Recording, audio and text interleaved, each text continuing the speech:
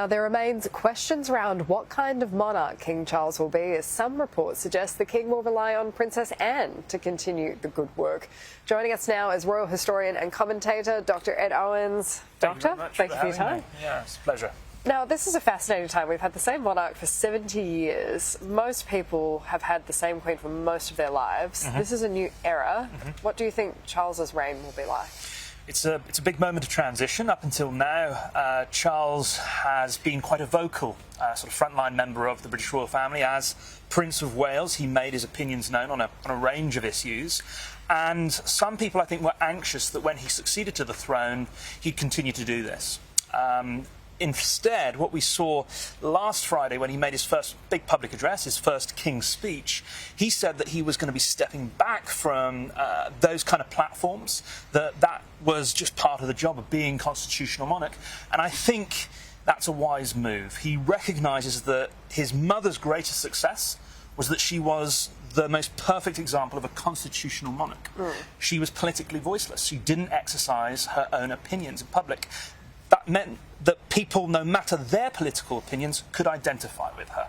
And she never seemed like she was constrained by it. It never seemed like she was dying to say something and she was suffocated. It seemed like she really understood what her role was and rejoiced in that. Yeah, and it means that, as I say, no matter sort of my political opinions or anybody else's for that matter, you can project onto the monarch what you want in terms of how you see them as a neutral political figure.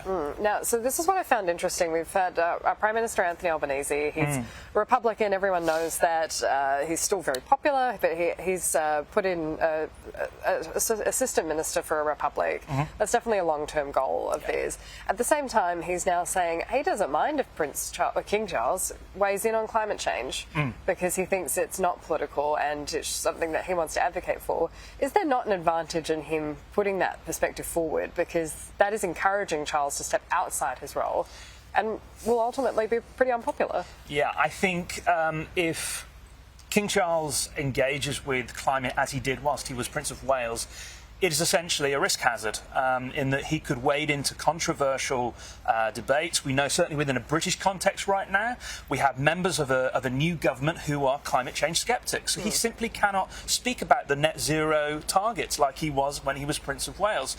Just as is the case here, in Australia, again, he could be wading into a potentially controversial debate, which would suggest that he's acting beyond his sort of constitutional remit. That could work, ironically, for someone like Anthony Albanese, who wants a republic, who wants to suggest that maybe kings, shouldn't be behaving badly in that kind of way. It's a bit of a tripwire, as you're saying. It's a bit of a tripwire. Yeah. Okay, we're using the word unprecedented a lot. This has been an unprecedented moment in history, hasn't it? With the number of people coming in, especially to view the coffin. This is a size. When was the last time we saw something like this? Okay, so the lying in state is a tradition that we can date back 111 years. Actually 112 years to 1910. So Edward VII, the Queen's great-grandfather, reintroduced this ritual as a way of bringing himself closer to the British public. It was a way of making himself a more personable monarch, an opportunity for them to bid a final farewell. And actually, back then, there were 5-mile-long queues. So it was a popular sort of piece of royal pageantry. It generated an audience, and as I say, it made him look extremely popular. It was repeated in 1936 when George V died, and again in 1952 when the Queen's father, George VI, died.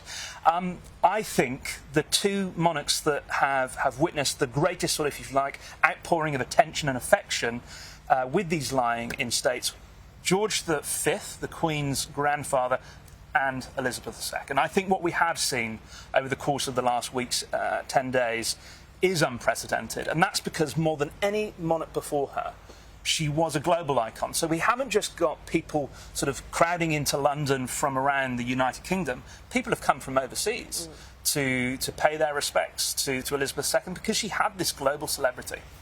And, OK, we've had this diplomatic reception tonight. This seems like something that has never been done on this scale in the UK. We haven't witnessed a coming together of crowned heads of state, of members of royal families, of presidents, prime ministers, diplomats, ambassadors in this way since 1953, when Elizabeth II was crowned here in central London. So it's a unique moment, 70 years on almost, and I think, again, it's testament to this sort of global appeal that this figure had. She was a figure that exercised soft power. When it comes to international relations, power isn't simply about military power, technological power, economic power. It's also about personalities. Personalities matter in diplomacy, and she was Britain's #1 sort of chief diplomat for so long. And I think the fact that so many world leaders have come to London for this funeral is testament to that appeal. And just one final point, that her major legacy has been growing the Commonwealth in this time. And I'm normally based in the US. I see a lot of commentary around colonial history of the United Kingdom, all this, but the Commonwealth is a voluntary organisation of nations that's grown and is quite powerful in itself in a diplomatic sense. It is. It has sat uneasily alongside, if you like, the monarchies' sort of other spheres of influence. Certainly in Britain, there's the so-called special relationship with the United States of America. Britain's also had this uneasy relationship with Europe. But yeah, the Commonwealth has really held its own. Certainly in the 1970s, early 1980s, at the time of apartheid in South Africa, that's when it really sort of found its feet. It had a mission, it had a goal, and that was to end apartheid. And the Commonwealth nations, Elizabeth II, rallied around and basically imposed economic sanctions on South Africa. So it really had meaning and purpose then. I think at the moment the Commonwealth is trying to sort of rediscover some sense of direction. It remains to be seen whether King Charles III can give it that direction. It's going to be a big challenge. Dr. Owens, thank you so much for your time. My pleasure.